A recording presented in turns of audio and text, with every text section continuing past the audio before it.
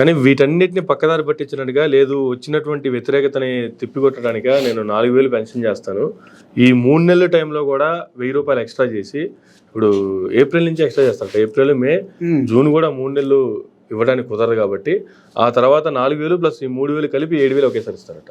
ఎవరు? చంద్రబాబు గారు.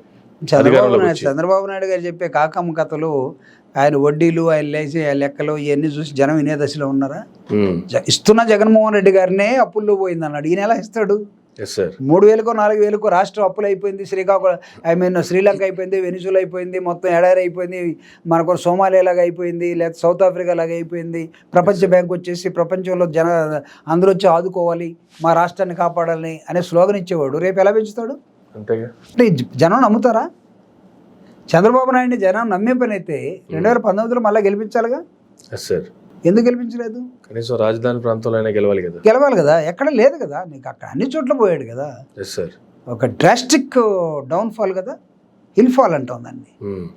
కొండ మీద నుంచి కింద పడితే ఎలా ఉంటుందో అలాంటి ఫాల్ కదా అది.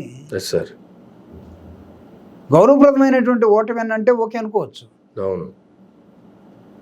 కాదు కదా. రేపు కూడా అదే చూడబోతున్నారు వీళ్ళు. అనుకుంటున్నారేమో మేము ఒక కూటమిగా వస్తే సెంట్రల్ చూడబోతున్నారా, అంతకంటే దారుణం చూడబోతున్నారా? నాకు తెలిసి అంతకన్నా దారుణం అనేది ముగ్గురు కలిసినప్పుడు ఉండదు, అదే దారుణం అసలు. దానికి మళ్ళీ యాడ్జెక్టివ్స్ మనం యాడ్ చేసి అంతకన్నా దారుణం, దానిలో మైక్రో దారుణం, ఈయన మనం ఎక్కడ చెప్తాం.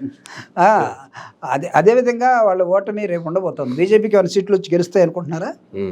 పవన్ కళ్యాణ్ సీట్లు వచ్చి ఏమైనా గెలుస్తాయి అనుకుంటున్నారా? చంద్రబాబు నాయుడు పెట్టిన తగాదుల్లో అతనికి ఇచ్చినటువంటి 130లో వాళ్ళకి 10, ఈయనకు 21 పోతే ఎంత 31 పోయినాయి, 144 ఉంటాయి ఇంకా, అంతే కదా. 144లో ఎంతమంది తగాదులు పెట్టాడు? ఇప్పుడు కూడా చాలా మందిని తీసి అనపర్తిలో ఇప్పుడు రామకృష్ణారెడ్డి ఇప్పుడు కూడా ఒంటరిగా తిరుగుతూ ఉన్నాడు ఒక ఉద్యమం లాగా. ఆయనకి ఇవ్వాల్సిన సీట్ని తీసేసి వేరే వాళ్ళకి ఇచ్చేసారని. సో ఎన్ని ఘర్షణ మధ్య లేకపోతే వీటన్నిటి ఫ్రిక్షన్ మధ్య చంద్రబాబు నాయుడు సెటిల్ అయ్యేది ఎప్పుడు? చంద్రబాబు నాయుడు ఎన్నికల ప్రచారం చేసుకునేది ఎప్పుడు? చంద్రబాబు నాయుడు నూతన ప్రణాళికని మేనిఫెస్టోని తీసుకొచ్చేది ఎప్పుడు? ఆ మేనిఫెస్టో అతను తెస్తే పవన్ కళ్యాణ్ ఒప్పుకునేది ఎప్పుడు? పవన్ కళ్యాణ్ చంద్రబాబు నాయుడు తయారు చేస్తే బీజేపీ దాన్ని ఓకే అంటుందా? BJP manifesto is totally different. రేపు 400 సీట్లు వస్తే రాజ్యాంగాన్ని మారుస్తామన్న మేనిఫెస్టో వీళ్ళది.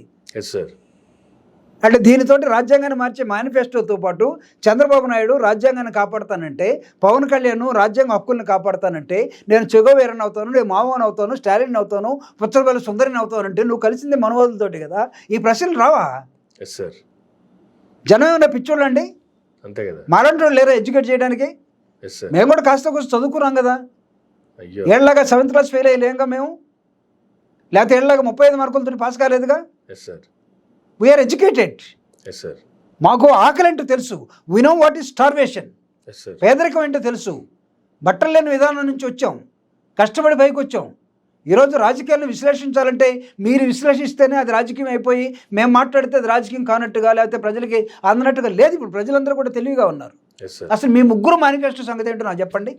ఒకడు రాజ్యాంగాన్ని మారుస్తారనేవాడు, ఒకడు ముస్లిమ్సే ఉండొద్దు అనేవాడు ఈ దేశంలో, ఒకడు క్రిస్టియన్సే ఉండొద్దు అనేవాడు. వీళ్ళిద్దరితోటి మీరిద్దరు ఎలాంటి రాజకీయం చేయబోతున్నారు చెప్పండి. Pawan Kalyan stand, what is Pawan Kalyan stand on Muslims? What is Chandrababu Naidu stand on Muslims? బీజేపీని ఒప్పించగలరా మేము తప్పు చేసామని? సో ఏ విధంగా ఏవి లేని చోట వాళ్ళు ఏదో సెంట్రల్ గవర్నమెంట్ నుంచి వాళ్ళని తీసుకొస్తారు, ఏది ఈడీని, సిబిఐని, రేపు రిజర్వ్ బ్యాంక్ని మొత్తాన్ని వాడి జగన్ని అసలు ఎలాంటి సర్వీస్ చేయకుండా మాకేమో మొత్తం రోడ్డు వేసి పెడతారు, మేము రోడ్డు మీద పోయి అన్నీ చేసుకోవచ్చు అంటే నమ్మితే ఉంటే ముందు వీళ్ళు బయటపడాలి కదా సార్. A30 నుంచి A1కి వచ్చారు కదా స్కిల్ స్కామ్స్ కేసులో వచ్చారు, ఇవన్నీ ఉన్నాయి కదా. దానికోసం వీళ్ళు పోయి కాళ్ళు పట్టుకొని టోటల్గా మేము అన్కండిషనల్గా మీకు సపోర్ట్ ఇస్తామని చెప్తే వాళ్ళు ఏదో వచ్చారు. ఇక్కడ ఆంధ్రప్రదేశ్లో ఏముంది? Otherwise what is the role in Andhra Pradesh for BJP? ఒక కోట్ ఉందా? కానీ రేపు ఎలక్షన్ తర్వాత జనసేన ఇటు టీడీపీ 2 బీజేపీలు విలీనం కాబోతున్నాయి, బీజేపీ పార్టీ ఒకటే అపోజిషన్ ఉండబోతుంది అనేటువంటి కామెంట్స్ కూడా వస్తున్నాయి. నాకు తెలిసి అన్ని ప్రాంతీయ పార్టీలని తొక్కాలనేదే బీజేపీ ఆలోచన విధానం సార్. లేకపోతే వాళ్ళు 370 బీజేపీకి 32 పార్టీలు ఉన్నటువంటి ఎన్డీఏలో 32 పార్టీలు ఉన్నాయి. 32 పార్టీలు కలిపి 30 సీట్లట. ఒక పార్టీకి 370 సీట్లట. 370 ఏంటి? జమ్మూ కాశ్మీర్ ఆర్టికల్ అది. రాజ్యాంగాన్ని తుడిచేయటం, అవును. రాష్ట్రాలను విడగొట్టేయటం, వాళ్ళు ఇష్టం వచ్చాడు చేసుకునే ఆర్టికల్ 370 వాళ్ళకి వస్తాయట. అవును. 32 పార్టీలు ఉన్న వాళ్ళకి 30 వస్తాయట. మొత్తం కలిపి 400 ఇస్తే మేము రాజ్యాంగాన్ని మార్చేస్తాం. అంటే ప్రజలు ప్రిపేర్ చేస్తున్నారు. అవును. ప్రజలు రేపు ఓటేసిన ఓటు అయిపోయినా ఈవీఎం మిషన్స్ని 400 దాకా పట్టుకొచ్చే వ్యవహారం కనపడుతుంది ఇక్కడ. చంద్రబాబు నాయుడు మొన్నటిదాకా పోయిన ఎన్నికల్లో ఈవీఎంలు వాడితే ఒప్పుకోను, ఈవీఎంలు మొత్తం మేనేజబుల్ అని చెప్పినట్టు చంద్రబాబు నాయుడు రేపు ఏ స్లోగన్తో రావాలి? అంతే సార్. పాచిపోయిన లడ్లా అన్నటువంటి ఇతను రేపు బీజేపీని నాకు స్పెషల్ స్టేటస్ ఇస్తావా లేదని అడుగుతాడా? అడిగే పరిస్థితి ఉంది. ఫస్ట్ పెట్టుకున్న మీటింగ్ ఏం అడగలేదు కదా. మీరు చేసిన గోల్ ఏంటి, ఇప్పుడు కలుస్తున్న విధానం ఏంటి తెలియట్లేదా? మీరు ప్రచారాన్ని వదిలేసి అన్న చెక్కిస్తాడనో లేకపోతే బావ చెక్కిస్తాడనో మీరు బయటకు వచ్చిన విధానం కనబట్టలేదా? Yes sir. ఈరోజు చెక్కిస్తారు కాబట్టి నిన్న సాయంత్రం బయలుదేరి వెళ్ళిపోయారా? మళ్ళా చెక్కు మారుద్దో లేదో తెలియదు. అసలు 5 కోట్లు ఇప్పుడు విరాళంగా ఇస్తే election commission through reserve bank ఎక్కడైనా సరే 1 లక్ష కన్నా ఎక్కువ ట్రాన్సాక్షన్ జరిగితే వాళ్ళ అకౌంట్స్ అన్ని మాకు చెప్పమని చెప్పింది. ఇప్పుడు 5 కోట్లు తీసుకెళ్ళి ఎక్కడ వేస్తాడు ఇతను? అంతే సార్. ఏ బ్యాంకులో వేసుకోవాలా? చెక్కుని ఇస్తే ఎందుకు ఇచ్చామని అతను రాయాలి కదా. విరాళాలు తీసుకోవచ్చా? కేసును అడుగుతూ ఉంది కదా ఇప్పుడు. అన్ని బ్యాండ్లు ఏంటేమన్నా ఏదో పెట్టి ఎలక్ట్రల్ బాండ్స్, ఆ బాండ్స్ పెట్టి తీసుకున్న డబ్బులన్నీ ఎక్కడికి వెళ్ళిపోయినాయి ఒక ఎంక్వైరీ జరుగుతూ ఉంది కదా. ఈ 5 కోట్లు ఎక్కడికి వెళ్ళిపోతాయి చూడాలి రేపు. పవన్ కళ్యాణ్కి తెలిసో తెలియకో వచ్చి తీసుకున్నట్టున్నాడు. Are you going to cash it or not? First 5 కోట్లు అవుతుంది అని చెప్పి తీసుకుని ఉంటారు. దానికి ఎన్ని లొసుగులు ఉన్నాయో చూడాలి, దాన్ని రాయాలి. సార్, దాన్ని నేను విరాళంగా ఇస్తా, ఆ విరాళం యాక్సెప్టబులా నాన్ యాక్సెప్టబులా అది చూసుకోవాల్సిన అవసరం ఉంది. ఈ టైంలో విరాళాలు తీసుకునేటువంటి పరిస్థితి ఉందంట నిజంగా మీరు అన్నట్టు?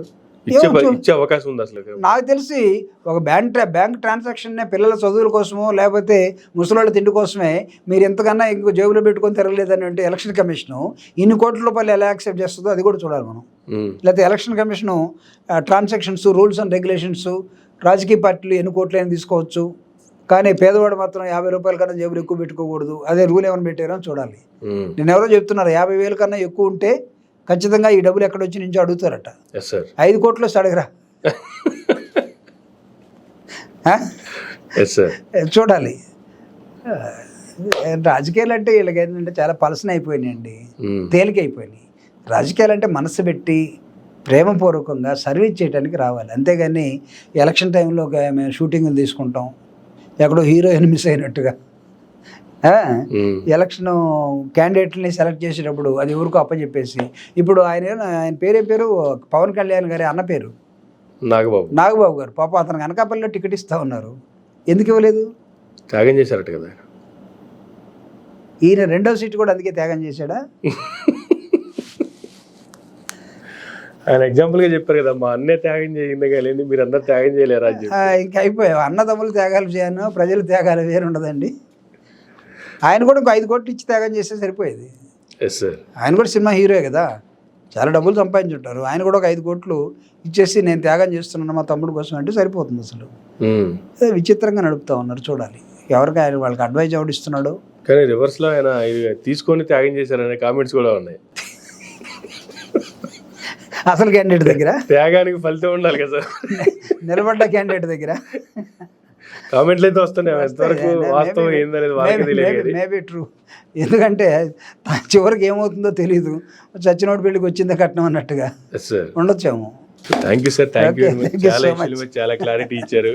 ఇదండి జూపుడు గారితో ఈనాటి ఇంటర్వ్యూ. మరొక ఇంటర్వ్యూ మళ్ళీ కలుద్దాం. చూస్తూనే ఉండండి మేరా మీడియా.